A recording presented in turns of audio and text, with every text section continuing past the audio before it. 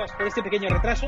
Reconozco que el hecho de que estemos aquí a mí ya me parece fascinante porque transito entre las salas de este de este congreso como un laberinto. Me parece absolutamente fascinante el ir entrando y saliendo de una sala, y les agradezco mucho a mis compañeros el esfuerzo que están haciendo, ¿no? Bueno, esta es una sesión que cierra, si no me equivoco, la Feria de las Migraciones, que es uno de los espacios, uno de los 3 espacios que hemos abierto durante estas casi 120, más de 100 sesiones, perdón, del Congreso de Periodismo de Migraciones de Mérida. Estos espacios son espacios en los que abordamos con actores que no son necesariamente periodistas, aunque también hay periodistas, abordamos cuestiones directamente relacionadas con el debate migratorio y con los asuntos que conforman el debate público. Y yo creo que uno de los más relevantes, por lo menos en España y durante los últimos meses, ha sido precisamente este debate sobre la regularización, es decir, sobre el futuro que les espera a una cantidad indeterminada, pero que por causa calculado entre los 390.000 y 470.000 personas, aunque hay diferentes estimaciones. Regularización ya ha hecho una estimación de casi 600.000 personas en esta situación, pero que son trabajadores en su mayoría y trabajadoras sin papeles que se encuentran,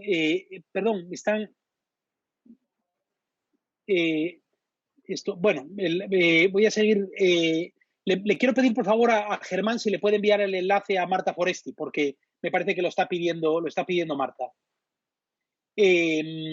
Entonces, una cantidad, como decía, espere, se lo voy a enviar yo mismo, una cantidad indeterminada de trabajadores que, según la fotografía que nosotros hemos hecho en un informe publicado justo antes del verano, ofrecen, yo creo que una fotografía contraintuitiva con respecto a lo que mucha gente piensa en España, que es esa fotografía de la inmigración irregular, ¿no?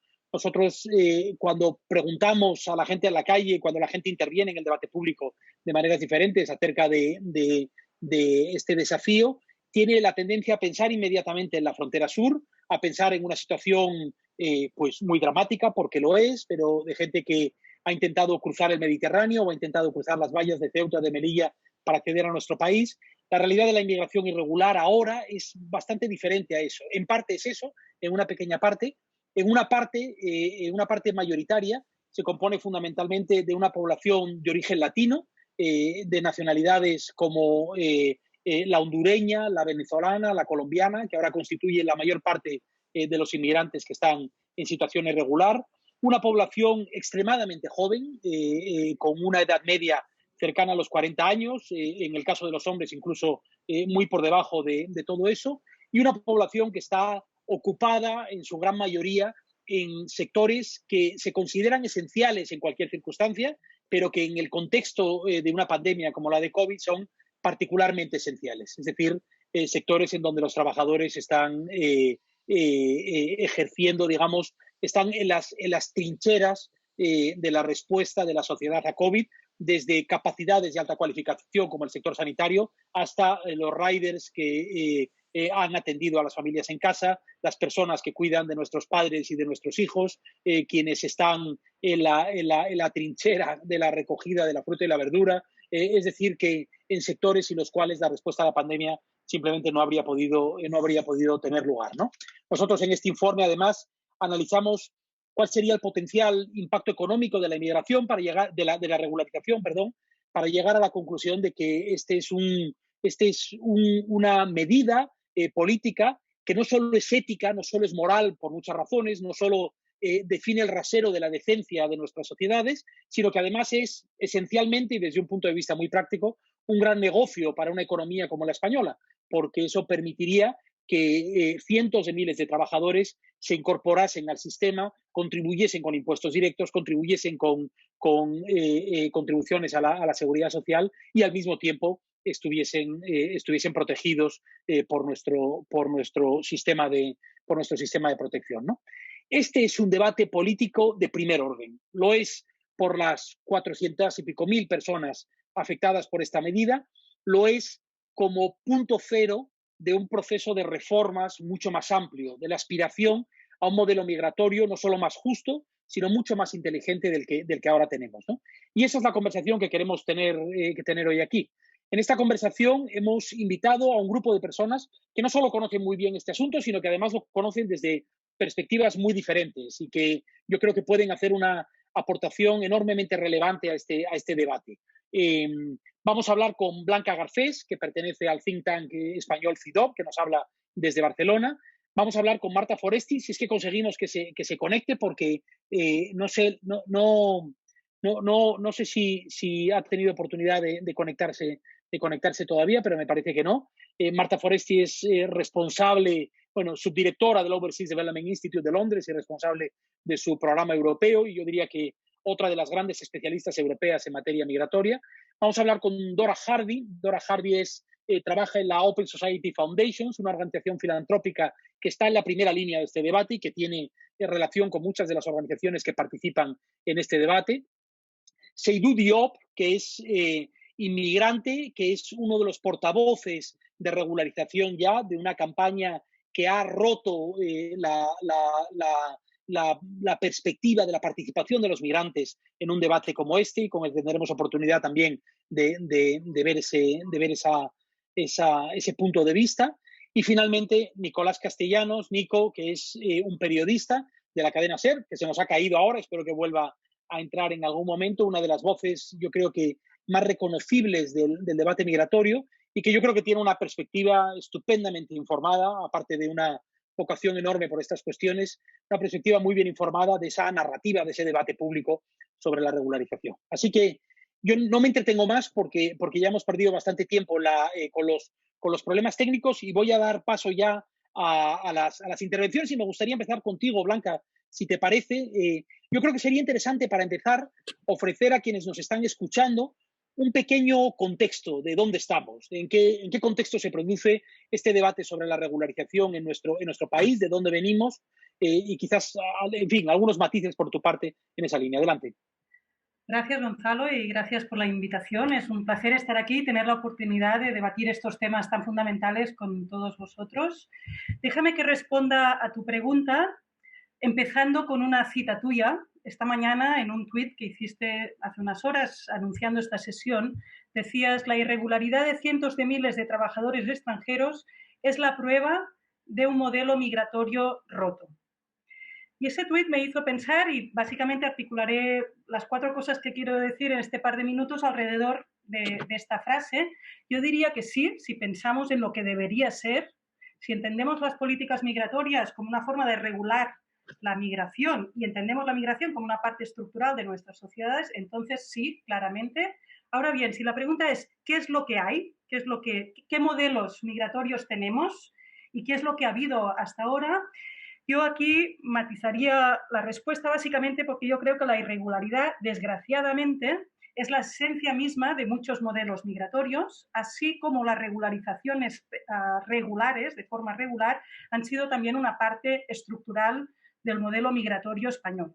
Y básicamente me gustaría reflexionar sobre esto, y ya que ha sido una parte estructural del modelo español, las regularizaciones, ¿por qué ahora no?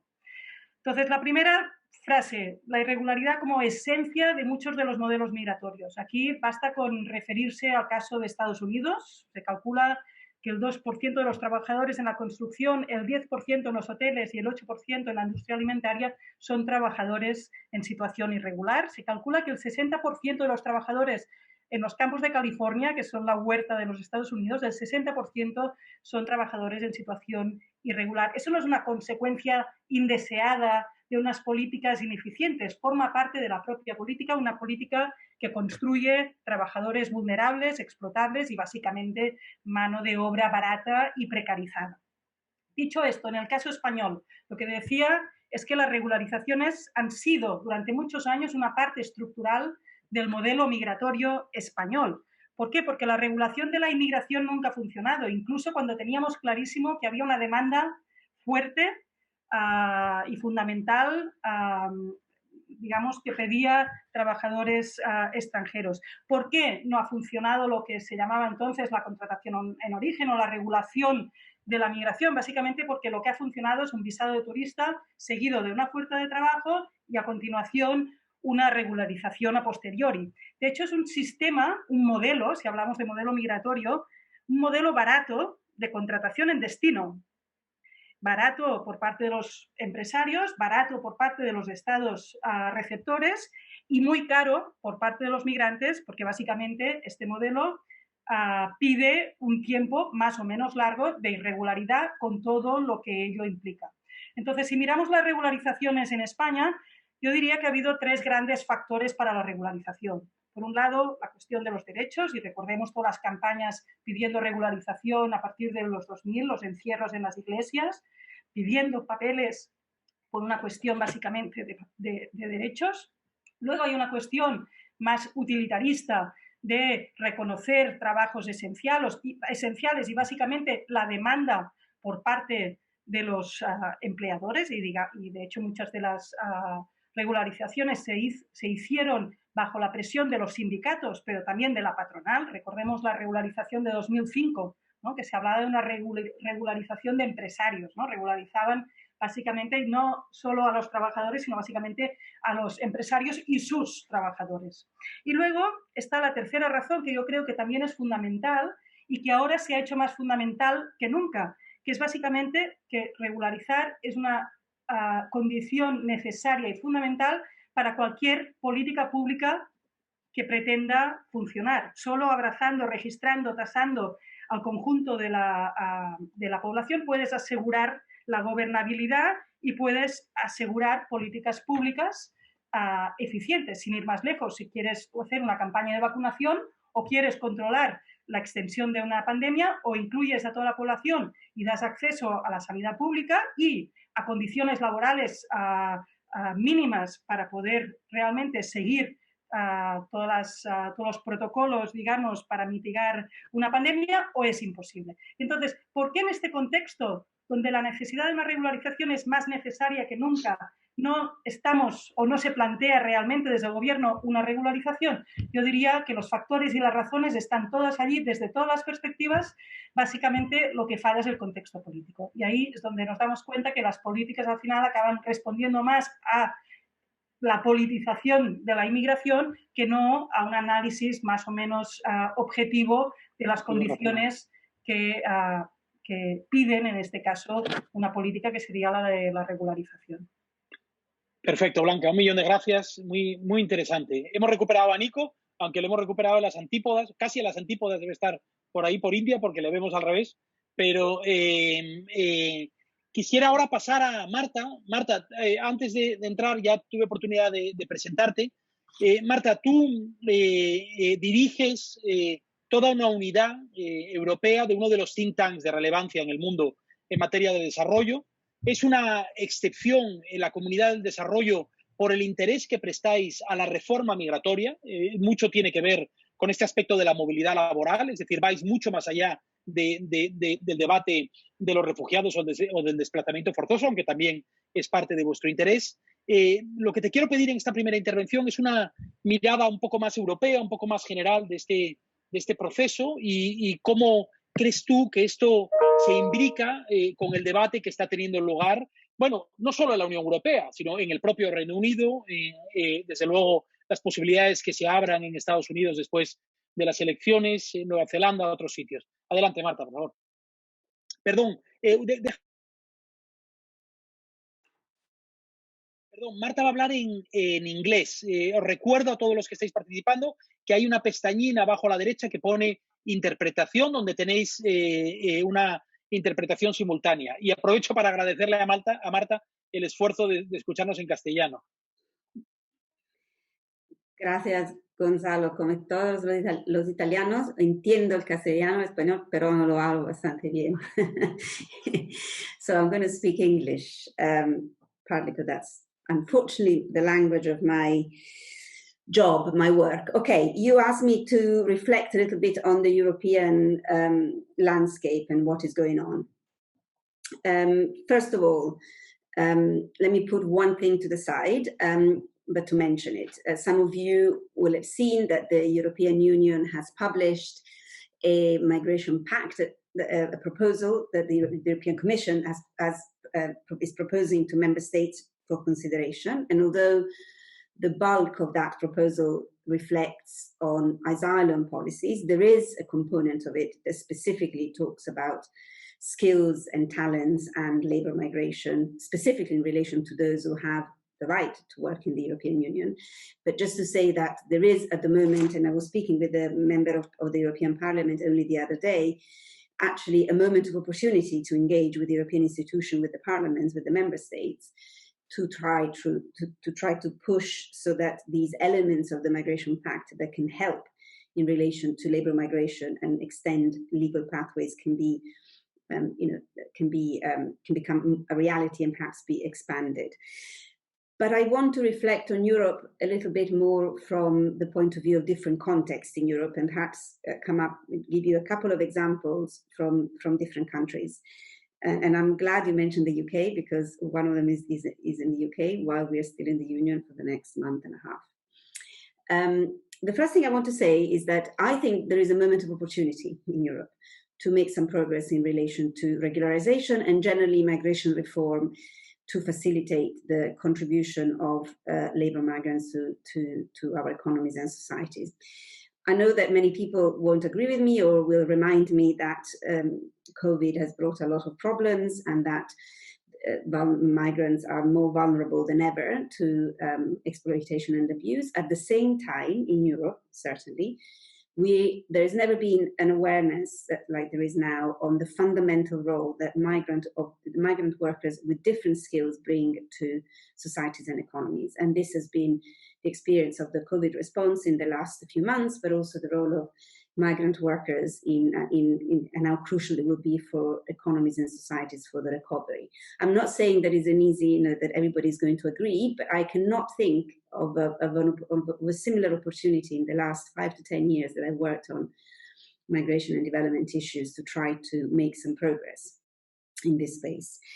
And let me give you a concrete example. France, I think a couple of weeks ago, there was a proposal that to fast track the citizenship process for some of the key workers that have been involved, that are crucial in the COVID response, not just in the health sector, but drivers, workers in agricultural sector, and others. There are lots of debates about how these ad hoc regularization proposals might work, but it is interesting to see so many countries coming forward with proposals to address this and to try to put them in place. So that's the first point, a moment of opportunity. The second one is the cost of not doing it. Every time it comes to migration, we assume that the political backlash is inevitable and politically it will never fly. Let me try a different argument. In the UK, there is something called the Windrush scandal that you would have heard about, that actually was a lack of it was a missed opportunity to regularize migrants. So migrants came from the Caribbean and other colonies after the Second World War. There was never a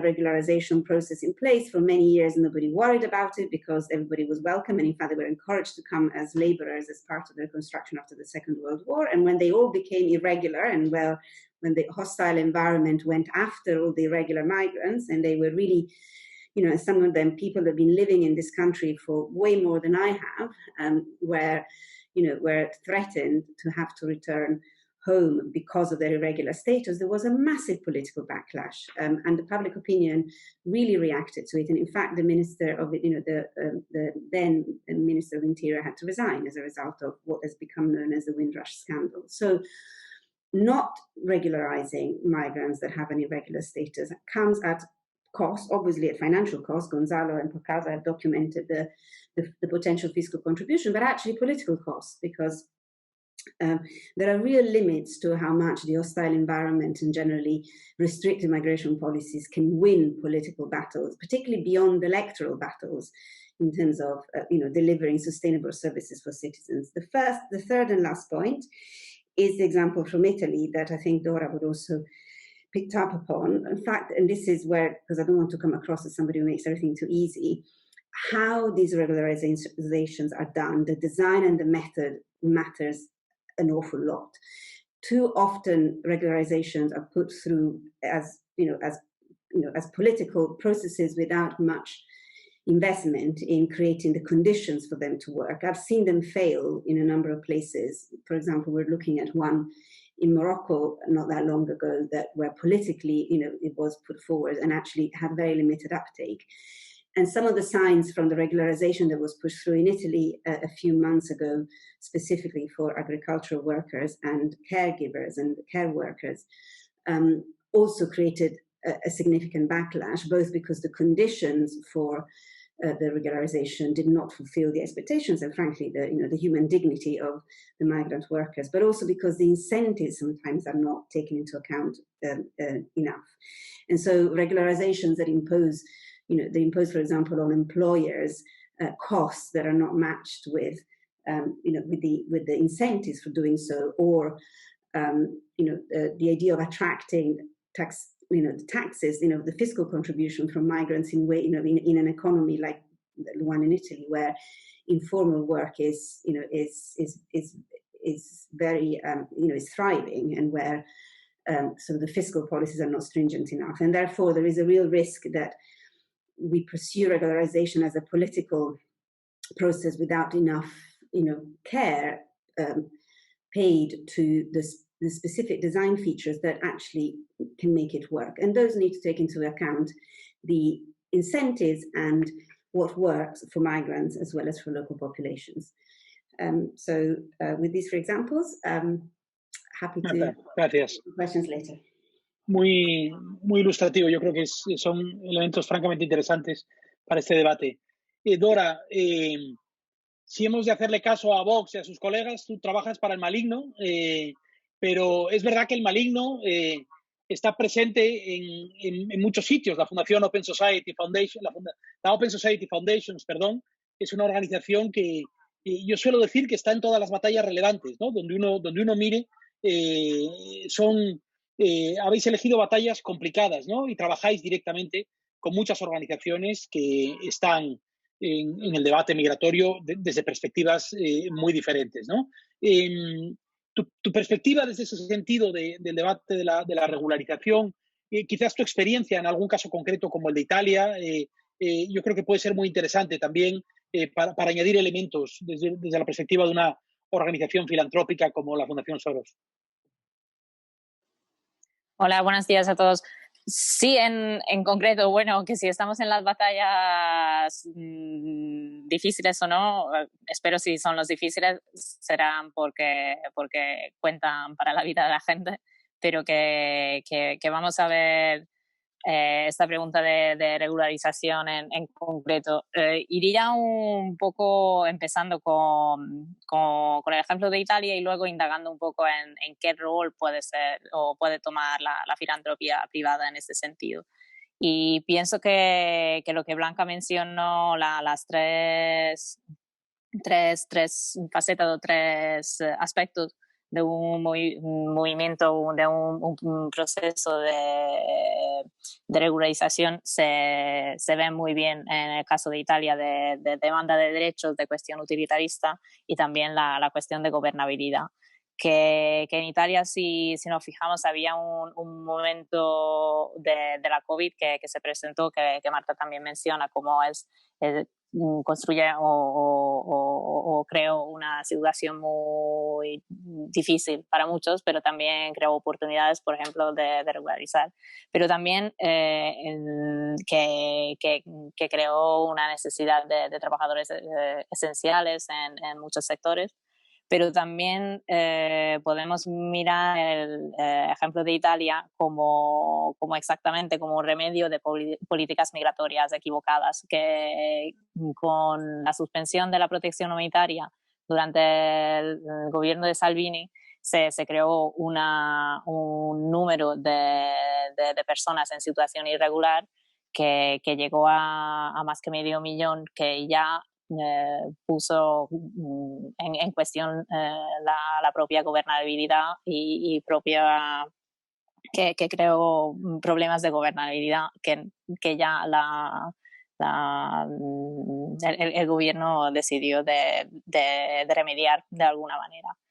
En este sentido, se creó una regularización, un proceso de regularización que es muy lejos de ser buena o de perfecta, justo por cuestiones de cómo hacerlo, que Marta también mencionó, pero también trajo bastantes aspectos positivos. Se creó sobre todo en 3 sectores, que ya es de por sí limitante: en el trabajo doméstico, en el trabajo de cuidados y en agricultura.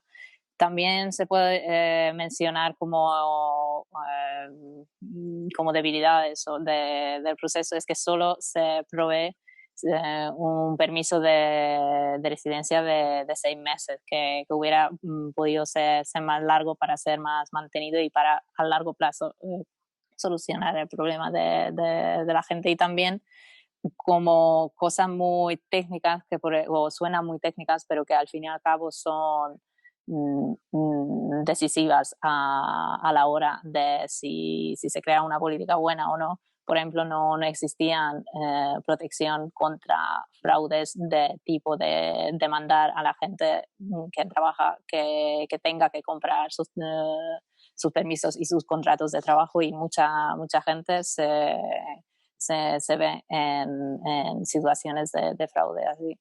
Y en términos de resultados, estas debilidades se ven que en Italia también se calcula o se estima que había un número bastante elevado, más que 500.600.000 personas en situación irregular, y se presentaron más o menos 200.000 aplicaciones. Y la mayoría de la gente, de esto, 85%, se presentó en el sector de cuidados. Así que se ve un poco la limitación del proceso de regularización, pero también hay que mencionar los aspectos positivos, digamos.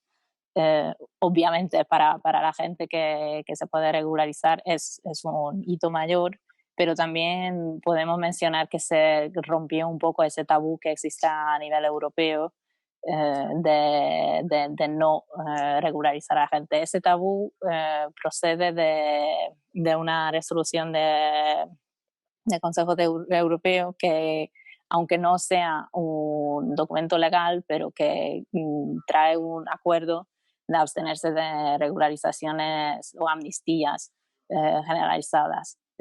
Y hasta ahora, por ejemplo, en el caso de España, se refieren muchas veces a abstenerse de una regularización así grande, y se recurre a otros modos de regularizar a la gente y de crear y de modificar leyes para la que la gente puede regularizar su situación.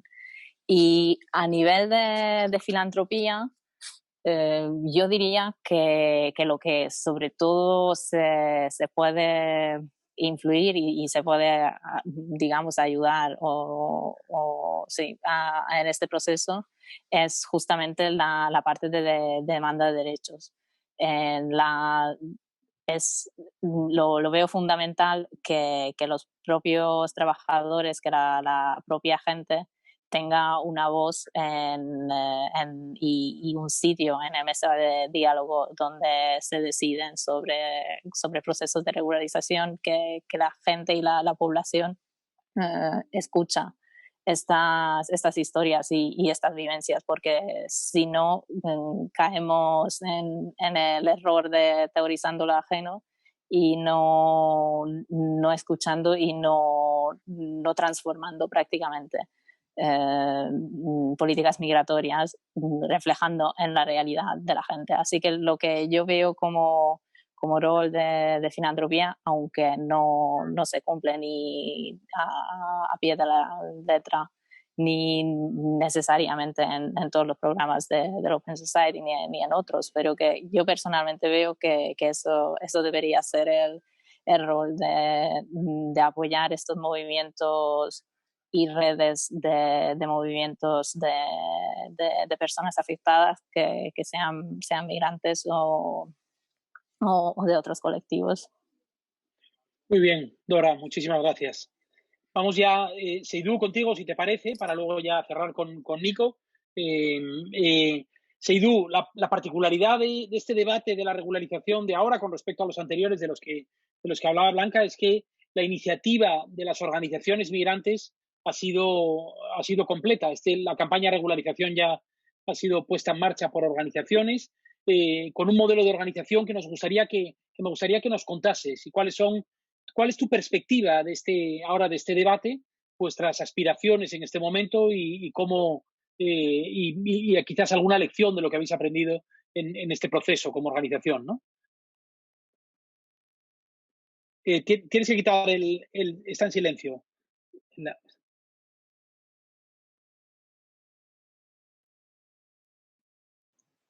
Ahora.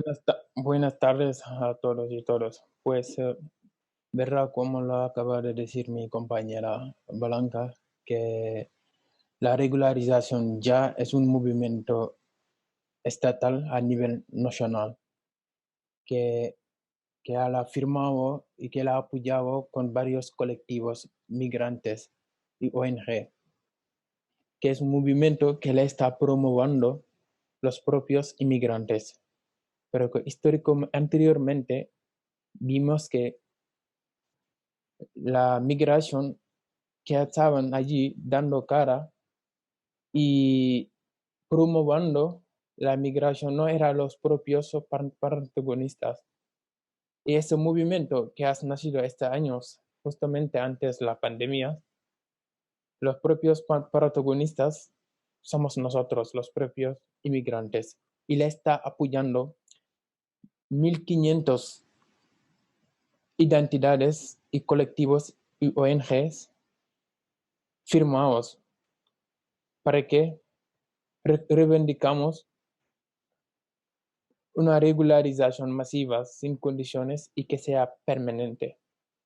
Porque estuvimos de una catástrofe sanitaria que ha golpeado la economía mundial a nivel internacional. Y en este momento vimos que había unos sectores que estaba totalmente funcionando, que era uno de los sectores, que es el sector agrícola. Porque la mayoría de los sectores estaban confinados en sus casas. Y en los hogares europeos tienen que llegar la comida y la bebida. Y la gente estaba dando cara y saliendo, ir a trabajar y dando cara por España. De hecho, estos colectivos e identidades migrantes han hecho sus PNL, sus propuestas, no de ley, que deberían debatirlo en el Congreso de los Diputados. Y la han hecho el 22 de septiembre, este día de hoy, llevamos un mes. Era el 22 de septiembre y estamos el 22 de octubre. Por mala leche y por falta de derecho y de sensibilizaciones hacia los políticos, han rechazado sin ninguna vergüenza nuestro PNL. Y eso PNL, la mayoría que han votado no son los partidos extremadamente derecha, que son partidos de xenofobia y de racista, están promoviendo el racismo institucional. Como que era un trabajo que ha logrado a los propios inmigrantes, yo personalmente veo que me pongo en evidencia primero la decepción tremenda de los colectivos migrantes, de la respuesta que nos ha dado el gobierno central. Porque después del rechazo de nuestro PNL, su posición era que no le hemos implicado en el proceso de nuestro PNL. Y dijeron que lo había implicado en los procesos de nuestro PNL y no es verdad. Por ejemplo, en abril le hemos enviado una carta hablando todos los procedimientos que hemos hecho, los pasos que hemos hecho, los puntos que queríamos esclarecer entre ellos. La carta enviada en abril. con los 1.500 identidades firmados y ellos hasta el día de hoy no han respondido esta carta. Y la delegada, tuvimos una reunión con la delegada del gobierno de Valencia y explicábamos estos puntos de nuestro PNL. Eso fue en mayo. Y tuvimos algunas reuniones privadas que nos dijo que no había que, con unos diputados de PSOE que se llama Luc Andrés. Estuvimos con él en una reunión y nos dijo que no había posibilidad para una regularización. Es lo que tenemos como PSOE. PSOE, su principal respuesta en general, sobre todo, era que el PNL, una regularización masiva sobre esta situación, se focalizar que el pacto de migración de la Unión Europea le ha prohibido. Y no hay en ningún momento entre los dos pactos que yo conozco, hay un pacto de 2018 en el que la PROVI no ha prohibido la regularización. Solo lo que ha hecho es la desaconseja y dice también que se puede tomarse medidas extraordinarias de algunas situaciones extraordinarias. Y la situación que estamos, todavía no hemos terminado, es una situación extraordinaria, que desde luego deberían hacer una regularización sin ninguna excusa, sin ningún problema, porque hubo una regularización en 2005 que no había ni crisis sanitaria, que no había ni economía, ni problema de economía, ni le faltaba trabajadores. La hacen de una manera que vimos que es una necesidad para ese país podría beneficiar, porque nunca la regularización va a ser un aspecto negativo, siempre va a ser un aspecto positivo. Y le negaban literalmente porque no tienes ningún argumento sobre respecto de nuestro PNL. Y el segundo pacto era el pacto que estamos todavía logrando y todavía no le hemos probado ni está en vigor. Y ese pacto todavía también no las negaba ni la ha prohibido. Con ellos no tienen ningún argumento sobre nosotros para decirnos que no pueden promover, no pueden respetar nuestro PNL. Y seguimos también en nuestro paso, seguimos trabajando, es lo que puede comentar de momento para que tenéis un poco de ideas de qué estamos trabajando, porque este es algo muy histórico sobre nosotros, porque nunca ha sido una regularización como actualmente, porque es un grupo que estamos trabajando, que los propios inmigrantes están mediante nuestro alma, lo que estamos sufriendo y lo que estamos viviendo cotidianamente en España, el sufrimiento y la falta de vulnerabilidad y la falta de derechos humanos y la gente que están viviendo de unas situaciones infrahumanas. Por eso era un buen momento de regularizar la situación. Gracias, Seydou. Yo creo que, en fin, no se puede decir más claro. Nico, vamos a cerrar esta ronda contigo. Esta primera ronda, que al paso que vamos va a ser la única. Voy a pasar a la historia como el peor moderador de la... pero, Nico, tú, a pesar de tu aspecto envidiable, llevas unos cuantos años trabajando en estas cuestiones. Has vivido el proceso al que ahora hacía referencia Seydou en el año 2005. Has visto la evolución en las conversaciones privadas que hemos tenido, también tu frustración de ver cómo pasan los gobiernos y los derechos fundamentales se van vulnerando, y este es uno de ellos, ¿no? Yo creo que, a mí me gustaría que nos dieses la perspectiva desde un periodista que tiene que lidiar con esta información todos los días, que tiene que lidiar con sus propios editores también, con la noticia, y ¿cómo ves tú este debate de la regularización? Gracias.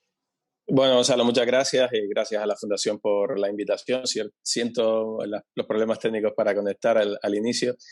Bueno, me había preparado unas notas aquí por recordar un poco en el momento en el que estamos con respecto a los 35 años que se cumplen de la Ley de Extranjería que se aprobó en España por primera vez, la 7/85 del 1 de julio, los 6 procesos de regularización de inmigrantes que han tenido lugar desde entonces, y para dejar claro que las regularizaciones se han realizado con gobiernos de un color, de otro, y que siempre han sido el resultado de un fracaso del sistema migratorio, ¿no? Como han comentado mis predecesores, y Seydou lo dice de manera muy clara, la pandemia ha sacado a relucir las vergüenzas del sistema migratorio español. Y enganchando con el periodismo, creo que los periodistas, si bien hemos intentado poner en escena a esos llamados trabajadores esenciales, como Seydou estaba explicando ahora mismo, sobre todo especialmente en el ámbito agrícola, esos trabajadores que nos dan sus frutos y la comida y el sustento con las manos, me parece que los periodistas, si bien hemos recurrido a contar esas historias durante la pandemia, no hemos hecho bien nuestro trabajo si durante todos estos años, durante cada verano, durante cada temporada agrícola, que esto ha venido pasando en España desde hace mucho tiempo, no hemos trasladado a la sociedad, a la agenda pública y a la agenda política que toma decisiones, que esto viene pasando en España de manera continuada. Y viene pasando en España de manera continuada porque la pandemia ha puesto en evidencia en nuestra legislación que sigue generando fantasmas que no existen, que no tienen acceso a los derechos y que no constan en los registros. De hecho, no sabemos ni siquiera cuántas personas están en situación irregular en nuestro país, ¿no? Entonces yo creo que el periodismo de alguna manera ha fracasado en estos últimos años para que esto sea un tema importante para la sociedad. ¿Sí? Es inconcebible para la sociedad que haya fantasmas, seres que no existen, que no tienen derecho a asistencia sanitaria si hubieran contraído el COVID prácticamente, salvo que, bueno, nos pueden decir que con el cambio que hizo el PSOE de recuperar la sanidad universal en materia de urgencia sí podría, pero en definitiva son seres que los estamos condenando a una subcategoría del derecho, es decir, estamos creando un derecho para nosotros, derecho para los que no están en el sistema, ¿no? Entre las muchas notas, y no me quiero liar mucho, que había preparado, recordaba una frase de Miguel Masquiarán, de Sos Racismo Euskadi, que es un veterano en esta materia, que siempre dice lo mismo, ¿no? Él dice, sin papeles no hay trabajo y sin trabajo no hay papeles. Y esto lo que impone al final es el sentido utilitarista, el uso interesado del extranjero como mano de obra que se sigue imponiendo en nuestro país, ¿no? Y lo que intentamos de vez en cuando siempre es, ligándolo a contratos de trabajo, regularizar, entre comillas, regularizaciones colectivas para traer a esto. Entre otras notas, para que veamos que este deporte de regularizar a personas que el propio concepto es un atentado a la dignidad, es decir, todo el mundo es regular, pero hemos aceptado en este mundo de muros y de barreras burocráticas, que por cierto es muy reciente, es decir, esta historia de condenar a la gente a subsistemas fuera de las categorías de regular o comunitario o régimen extracomunitario, esto no tiene ni 30 años de existencia. El primer legislador que hizo una regularización en España se llama Francisco Franco, fue el dictador. Se hizo esta regularización el 14 de febrero de 1974 para regularizar a 11.000 ciudadanos extranjeros en España. La mayoría, por cierto, eran de Guinea, de la Guinea española, etcétera, etcétera, ¿no? Habría que remontarse a 1852 para encontrar el primer decreto que buscó regularizar a los extranjeros en nuestro país. Pero eran cuestiones asociadas a contextos coloniales, deleznables, etcétera, etcétera. En democracia, 6 regularizaciones desde la aprobación de la primera ley de extranjería. Y por repasar algunas cifras, porque yo tengo aquí, soy un friki de las cifras y me las guardo. Y, por ejemplo, soy muy fan de José Luis Rodríguez Candela, el abogado durante mucho tiempo de Andalucía Acoge, vicepresidente de la Asociación de Abogados Extranjeristas, que tiene documentadas todas las regularizaciones. Y por repasar, digo para que los periodistas más nuevos que no tengan conocimiento de esto, de las 6 regularizaciones tenemos en 1986 la primera, 38.000 personas que acceden al permiso de residencia. El 7 de junio del 91, otro proceso que se llamó regularización como tal, 110.000 regularizados. Siguiendo esta media de cada 5 años llegar a una regularización, en el 96 José María Aznar regularizó a 21.200 personas. El PP en el gobierno hizo otras 2 regularizaciones más. En el año 2000, 150.000 personas acceden al permiso y en 2001, a través del reglamento, 232.000 personas obtuvieron la regularización. Y la última, a la que hacía referencia Seydou y a la que hemos hecho referencia en esta mesa, fue efectivamente la de 2005, la llamada normalización, o palabra a analizar cuando hablamos de la gente al acceso a sus derechos, que la llevó a cabo el gobierno de Rodríguez Zapatero, fue la más numerosa y 572.000 personas accedieron a la residencia de nuestro país, ¿no? Y fue en esa reforma de 2005 cuando se introdujo la posibilidad de que el arraigo, el demostrar que llevas 3 años en España, te permite acceder al derecho a la residencia en nuestro país. Y esto ha consolidado el fracaso del sistema. Es decir, la mayoría de la gente tiene que esperar durante como decía, como si no existieran, como fantasmas, a poder regularizarse demostrando un contrato de trabajo, que no tienen antecedentes penales, etcétera, etcétera, ¿no? Y el contexto actual no es el de 2005. España ha cambiado, llevamos prácticamente 20 años sin reformar la ley de extranjería y no hemos sabido adaptar nuestro sistema legislativo a la nueva realidad que está en nuestro país, ¿no? Y para mí, por terminar un poco esta parte de los apuntes, es la demostración del divorcio entre la realidad y la ley. Se muestra claramente con la pandemia que si bien la ley de extranjería debería estar dirigida a dotar de derechos a la mayoría de personas, lo que hemos visto en estos meses demuestra que no se ha dotado de derechos a esas personas que están evidentemente ayudándonos a subsistir en época de pandemia o no, que son personas que se vienen a instalar aquí. Y además, yo estoy con Miquel Masquiarán que tenemos que desterrar la idea de que aquí solo tienen que venir a trabajar y punto, tienen que venir a servirnos y punto, tienen que solo venir a recoger nuestra fruta y punto. ¿Por qué? ¿Por qué tenemos ese sentido utilitarista de usar y tirar de la gente, ¿no? Y por terminar esta intervención y por dejar tiempo a las preguntas, etcétera, etcétera, creo que los periodistas tenemos que dejar de contar tantos datos, tanta gente, tantos números, si son muchos o pocos los que llegan ahora en situaciones dramáticas a las costas de Canarias y que estamos viendo como 1.300 personas están durmiendo en el suelo del muelle de Arguineguín, en el asfalto, en un país democrático, en la Europa del siglo XXI. Y contar más quiénes son. Nuestra labor como periodistas es ir a donde está la gente, a donde están los seidús, a donde están los temporeros de Cataluña, donde están los temporeros de Huelva, o donde vive en el día a día la gente que está fuera del sistema, que no existe. Y me parece que los medios, bueno, han aprovechado la percha que ofrecía la pandemia para volver a escenificar o a poner en la escena pública esta realidad, pero creo que no podemos caer otra vez como pasa con la inmigración irregular por vía marítima. Esta es una realidad que hay que cubrir de manera continuada y poniendo siempre la perspectiva de los derechos humanos. No podemos caer en los picos dramáticos, ni cuando hay naufragios solo nos interesan las pateras, ni cuando descubrimos que hay un montón de gente durmiendo en las calles y que son los nuevos apestados porque supuestamente llevan del sitio a otro, volver a reflejar esa realidad. O sea, nuestra obligación tiene que ser la de la continuidad, la de añadir contexto, explicar quiénes son y recordarles siempre en nuestras historias, en nuestros reportajes a la gente, que si la gente no tiene documentación, no tiene acceso a derechos, etcétera, etcétera, es porque nuestra ley es una trampa para todas estas personas. Entonces, claro que hay vías para conseguir la documentación en España. El último dato que tengo por ahí, a 31 de diciembre de 2019, el año pasado se regularizaron en nuestro país 411.000 personas por distintas vías. No es la regularización solo del arraigo, que solo por arraigo fue una cifra muy pequeña, en torno a la zona humanitaria, 39.000 consiguieron por arraigo el año pasado la residencia en nuestro país.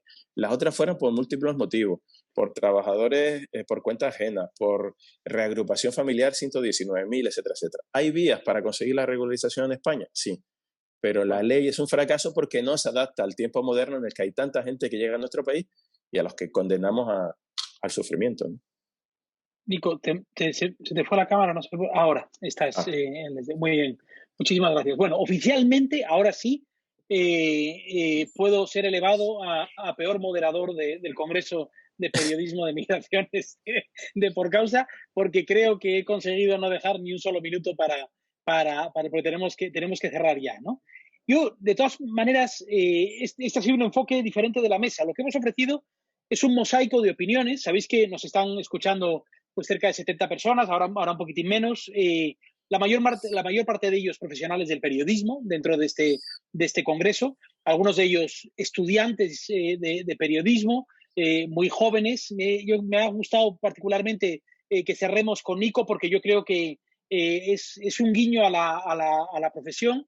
Sí me gustaría, además de agradeceros mucho la claridad y la pedagogía de vuestras intervenciones, sí me gustaría terminar con una idea, y es que este es un asunto que va a continuar en el tiempo. Esto bajo ninguna circunstancia es un tema que ha terminado. Seidú nos describía la experiencia frustrante de la negociación de una PNL. va a haber unas cuantas experiencias frustrantes, lamentablemente, porque esto es un juego de derrota tras derrota tras derrota hasta la victoria final, ¿no? Pero esa victoria yo creo que eventualmente se producirá. Llega la presidencia portuguesa a la Unión Europea el próximo semestre. Portugal es un país inspirador en este sentido. Hay partidos que ya se han mostrado claramente a favor de una regularización. Hay otros que lo podrían hacer.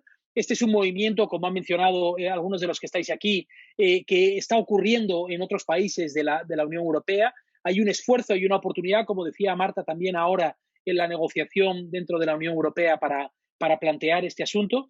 Y por lo tanto yo a lo que os animo a quienes nos estáis escuchando es que continuéis la cobertura de este tema y agradezco enormemente a Dora, a Blanca, a Seidú, a Nico y a Marta que hayáis participado en esta mesa en nombre de Por Causa, y todavía nos queda el final del día y continuad con las sesiones. Así que muchísimas gracias a todos y a todas. Muy buenas tardes. Gracias. Gracias, buenas tardes. Gracias. Adiós.